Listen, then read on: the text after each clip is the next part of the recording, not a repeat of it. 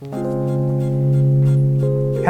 I'm Frank Hanaway, and welcome to Big Journey, Small Steps. Well, I want to talk about asanas today, or samskaras. Boy, doesn't that sound all scholarly. Asava is a Pali word, I think, and samskara is a Sanskrit word. Both of those are ancient languages. Pali, the Buddhist scriptures are written in Pali, which is an offshoot of Sanskrit, which the Hindu scriptures are written in. Forget all that.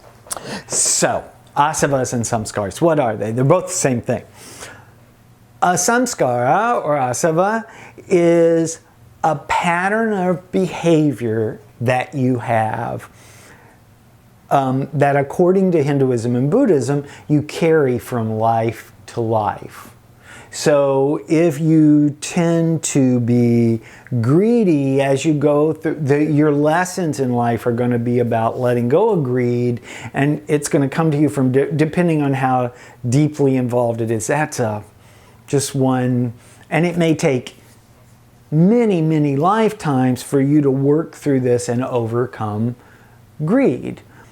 There are good asavas too. There are good patterns of behavior. The asava of always giving someone a compliment when they deserve it,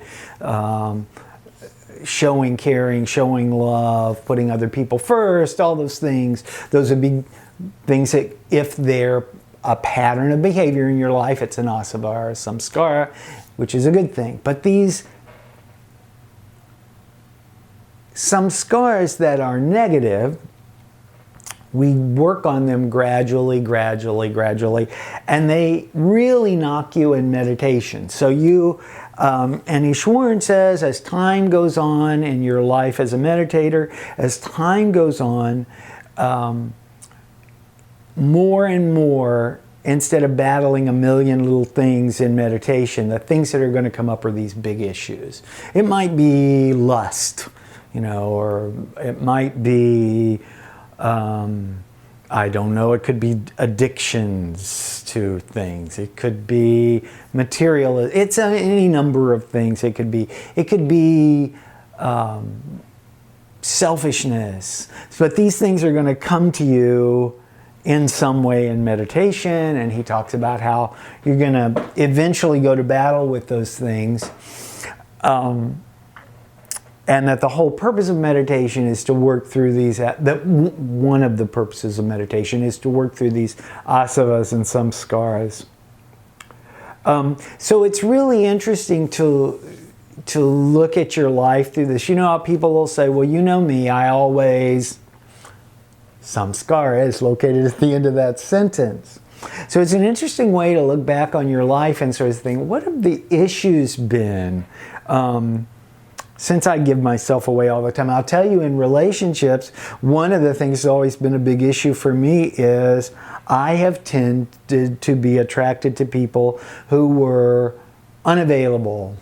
I think partly because if they were available, I would have to be emotionally available. I don't know. I'm just saying, I know that's one of mine. I don't want to go into that very much right now. Ugh. But so what are the things for you? Do you ever think about those things? And for me, I'm always trying to do the things that'll help, but asavas are so overwhelming, so overwhelmingly embedded in us that it can take us years to overcome them. And so you have to be very kind with yourself and say, okay, this is where I am right now, but you don't turn into a saint overnight. I think one of the most beautiful things I've ever heard from literature from a 12-step program is where it says, we are not saints. Yeah. It doesn't mean you can't be working towards being a saint, but with your last breath, there's probably going to be more left to do. There are just a handful of real saints.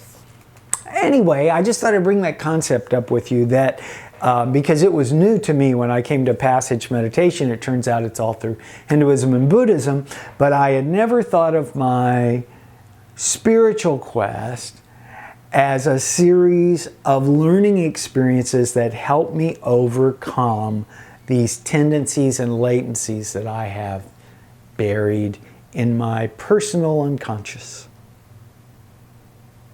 Hope you enjoyed that.